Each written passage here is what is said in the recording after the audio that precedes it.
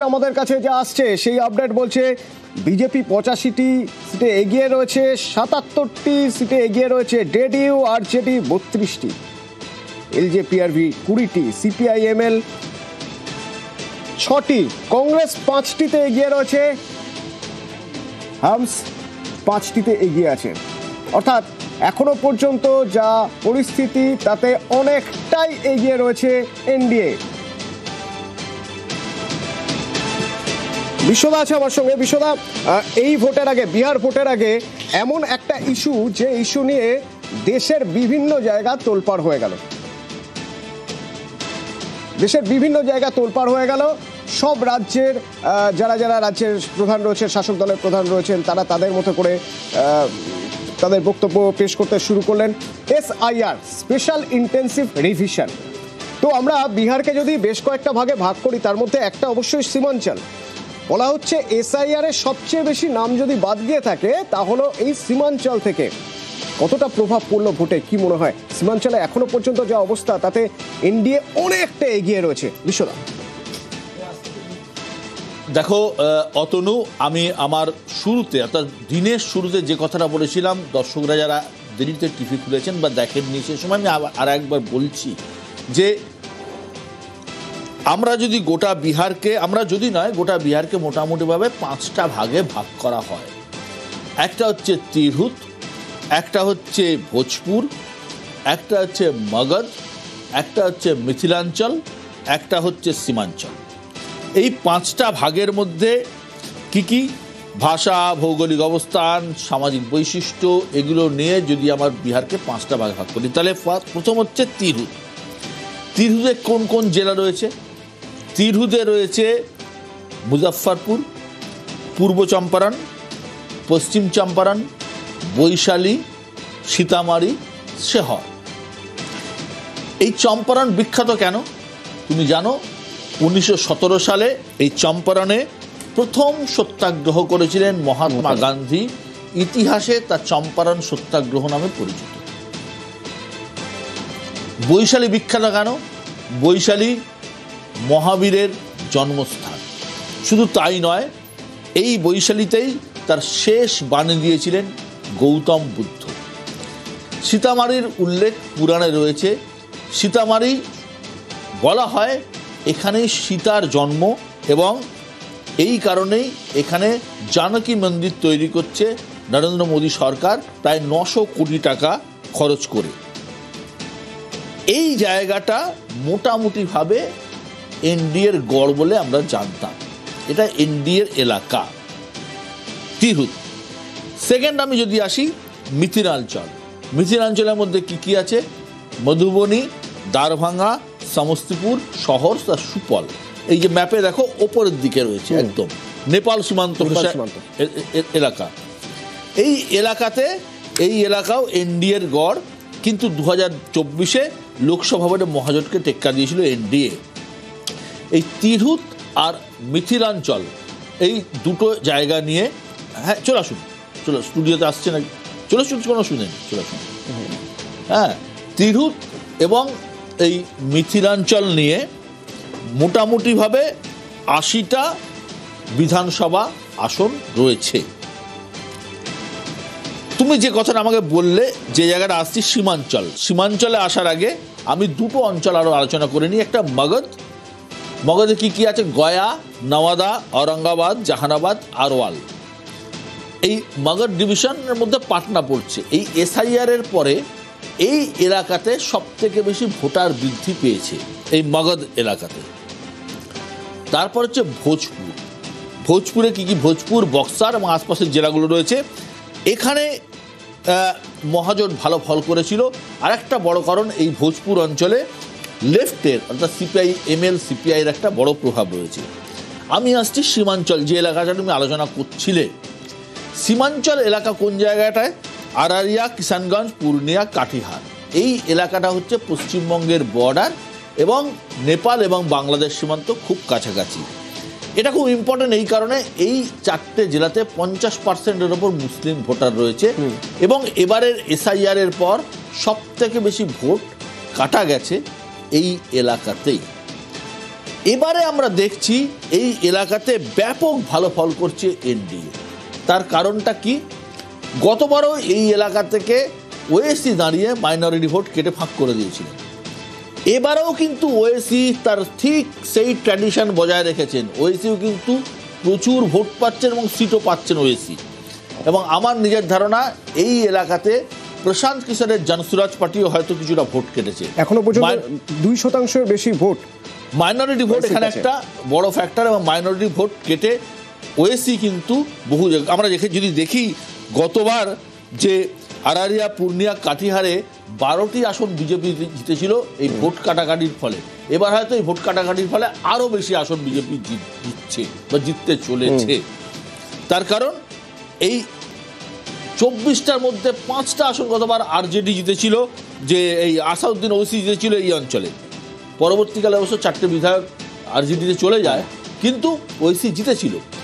সীমাঞ্চলের যে অঙ্ক, সীমাঞ্চল প্রধানত মহাগঠবন্ধনের জায়গা, সেখানে যদি মোটামুটিভাবে দেখতে পাই এনডিএ এই রেজাল্ট করে, আর বাদবাকি জায়গার পার্ট তো আলোচনার বিষয় নয়। বাদবাকি জায়গা তো হাওয়া হয়ে গিয়েছে মহাগঠবন্ধন। 2010 সালে বিহারের সব থেকে খারাপ ফল করেছিল আরজেডি। এবারে দ্বিতীয় খারাপ ফলের দিকে আরজেডি এগোচ্ছে। 2010 সালে 2010 সালে বিহারের রাঘবপুর যে আসন লালু প্রসাদের গড় নামে পরিচিত, সেই আসনের রাবড়ি দেবী, মুখ্যমন্ত্রী রাবড়ি দেবী হেরে গিয়েছিলেন 2010 সালে। এবারেও দেখা যাচ্ছে তেজস্বী একবার হারছেন, একবার জিতছেন, ফলাফল ওঠানামা করছে। আরজেডির অবস্থা কিন্তু ভয়ানক খারাপের দিকে যাচ্ছে, এবং এই ট্রেন্ড যদি বজায় থাকে তাহলে পার্টির অস্তিত্বই কিন্তু সংকটে চলে যাবে। আরজেডি পার্টির অস্তিত্ব সংকটে পড়ে যেতে পারে, যা পরিস্থিতি তাতে এই নিয়ে চর্চা চলবে। সরাসরি একবার আপডেট কিছু খবর নেব। মৈত্রী রয়েছে আমার সঙ্গে। মৈত্রী,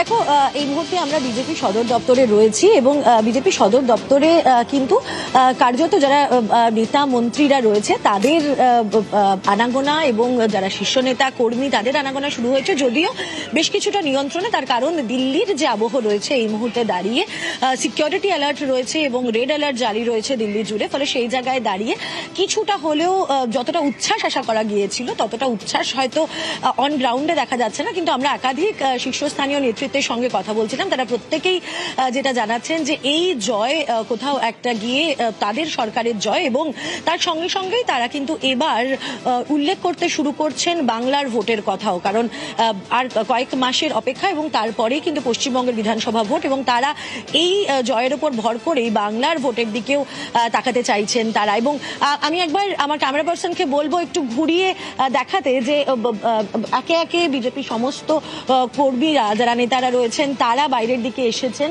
সদর দপ্তরে। আমরা যেদিকে দাঁড়িয়েছিলাম সেটা মূলত ভিআইপি এন্ট্রি, এবং সেখান থেকে সমস্ত খুব কড়াকড়ি থাকলেও কোথাও একটা উৎসবের মেজাজ রয়ে গেছে এখানে, উৎসবের মেজাজ। তরুণ জ্যোতির সঙ্গে কথা বলবো। তরুণ জ্যোতি, ভালো ফল এনডিএর পক্ষে এ বিষয়ে কোনো সন্দেহ নেই। শুধু বিজেপির কথাও যদি বলা হয় তাহলে বিজেপি এখনো পর্যন্ত 87টি আসনে এগিয়ে রয়েছে, একা বিজেপি। এই পিছনে অঙ্ক কি, কোন অঙ্ক কাজ করেছিল? না, সবার আগে গণতন্ত্রের জন্য খুব ভালো। কেন বলছি, আমাদের মনে আছে আমরা তো পশ্চিমবঙ্গে বসে আছি, তোমার স্টুডিও পশ্চিমবঙ্গে, আমি এখানকার কথা আগে বলবো। 2 মে 2021 তারিখটা মনে আছে। এরকম সময় এই 1:15 এরকম সময় থেকে বিভিন্ন জায়গায় আমাদের কর্মীদের ঘর ভাঙা, খুন করা, বাড়ি থেকে চলে যাওয়া খবর আসতে শুরু হয়েছিল। এক বীভৎস রাজনৈতিক হিংসা দেখেছিল পশ্চিমবঙ্গে। ভোটের আগে ভোট ঘোষণা থেকে একের পর এক মানুষ মরতে দেখেছিল। যে বিহারকে ছোট করা হয়, বিহার এই বলে, সে বিহারে জঙ্গলরাজ একসময় ছিল, পশ্চিমবঙ্গ থেকেও ভয়াবহ অবস্থা ছিল, সে বিহার শুধরে গেছে। এখান থেকে অন্তত পশ্চিমবঙ্গ এই শিক্ষাটা নিক যে রাজনৈতিক লড়াইটা রাজনৈতিকভাবে হোক, মানুষ মেরে নয়। আমি দেখছিলাম, দেখো অনেক কটা ফ্যাক্টর আছে, বিশ্বনাথের সাথে কিছুটা একমত। রাজনীতি 365 দিনের কাজ। হঠাৎ করে উঠলাম একদিন বললাম কিছু হয়ে যায় না। আমার বন্ধু দাদা অভিষেক বাবু বলছেন একটা কথা, যে এখানে তো এরকম হবে না, ভোটের গোলমাল হবে না, ওইখান থেকে ব্রাজিল থেকে ভোট দিতে আসবে না। দাদাকে মনে করে দিই, ওনাদের দলে অত্যন্ত ভালো ভালো আইনজীবীরা আছেন, তাও আমার মনে করে দেওয়ার কর্তব্য। রিপ্রেজেন্টেশন অফ পিপলস অ্যাক্ট 30 দিন সময় দেয়। যা যা অভিযোগ আছে, যা যা অভিযোগ থাকবে সেগুলো নিয়ে ইলেকশন পিটিশন ফাইল করতেই পারে, আশা করি করবে। না করে বছর দেড়েক 2 বছর পরে গিয়ে পাওয়ার পয়েন্ট প্রেজেন্টেশন দিয়ে ভোট হয় না, ভোটটা মাটিতে হয়।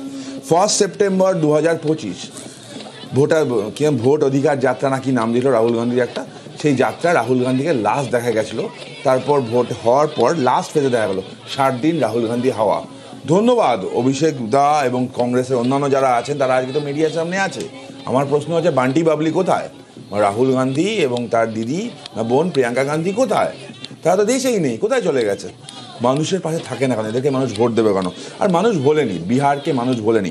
তোমার ছোট্ট ইনসিডেন্ট মনে করাই, নীতিশ কুমার আসার পর ওখানে সরকার যখন করলো, আগে বিদ্যুৎ চুরি খুব হতো ওখানে, একটা ছোট্ট কাজ তিনি করেছিলেন। বললেন তোমরা ইলেকট্রিসিটি ইউজ করো, একটা লাইট, একটা টিভি, একটা ফ্যান, মাসে আমাকে 80 টাকা করে দিও সরকারকে, তোমার নামে কোনো অভিযোগ হবে না। সরকার যেটা পুরো লস যাচ্ছিল, মানুষ দেখলো 80 টাকায় আমরা পুরো সুবিধাটা পাচ্ছি, পুরো লসটাকে কিছুটা রিকভার হলো। এই ছোট্ট কাজগুলো ম্যাটার করে গেছে।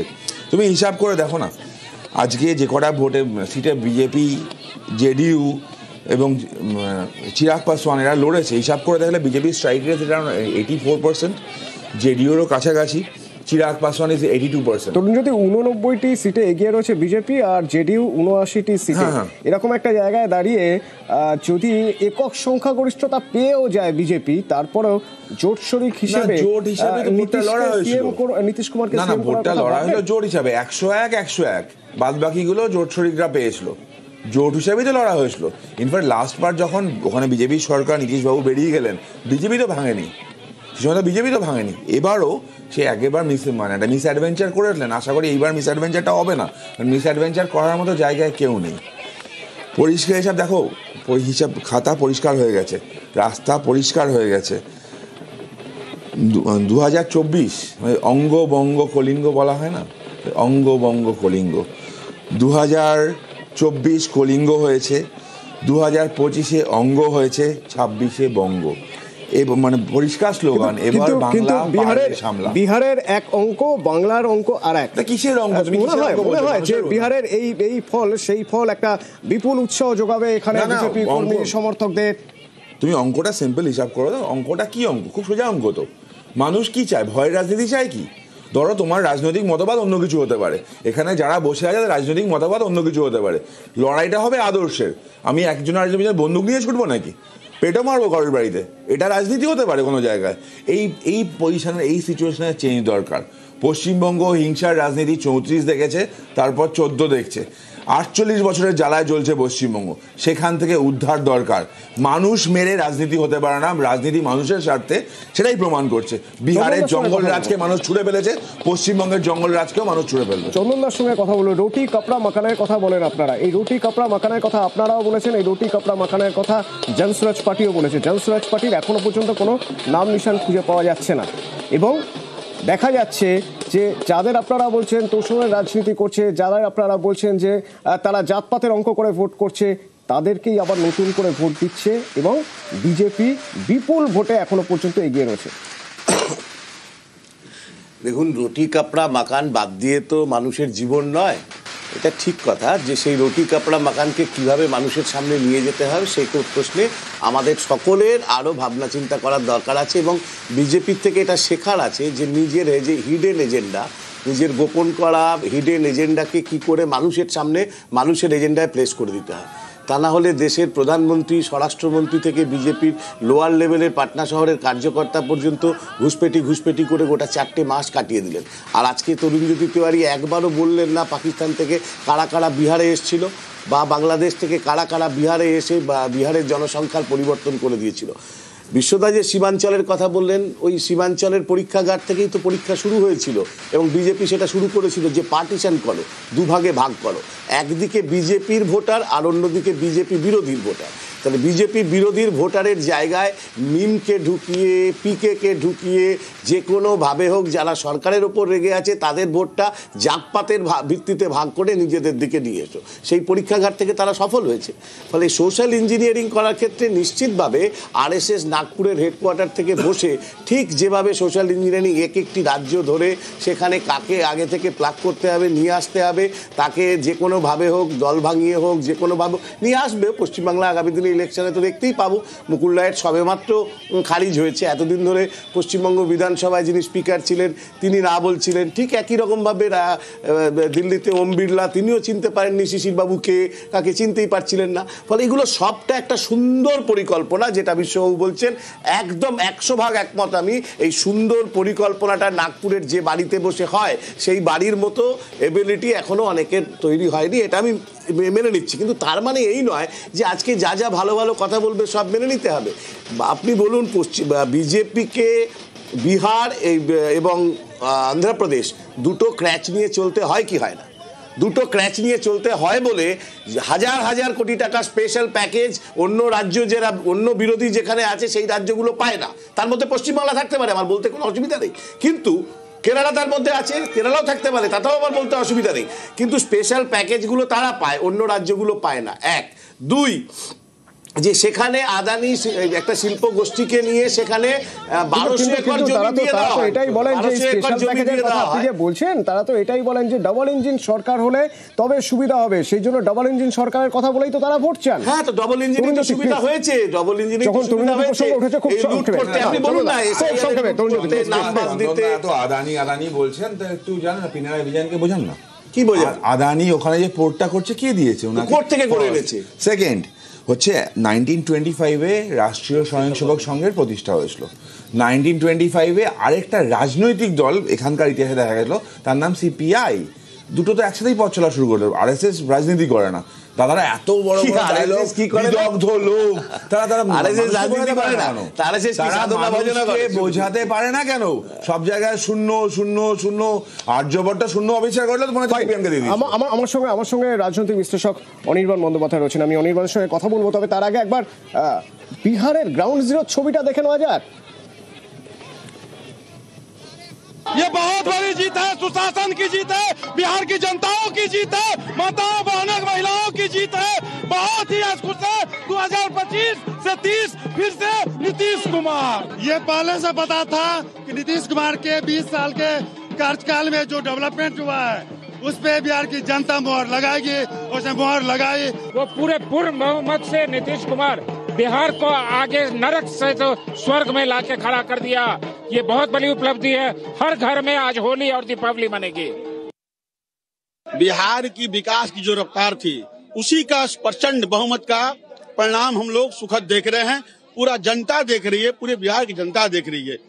बिहार की जनता ने ठान लिया था कि हमको विकास के साथ जाना है, जंगल राज के साथ नहीं जाना है। उसी का परिणाम है सबका साथ सबका विकास के नेतृत्व में, एनडीए के नेतृत्व में हम लोगों ने चुनाव लड़ा है। उसी का सुखद परिणाम और प्रचंड बहुमत का परिणाम आज हम लोगों को देखने को मिल रहा है बिहार में।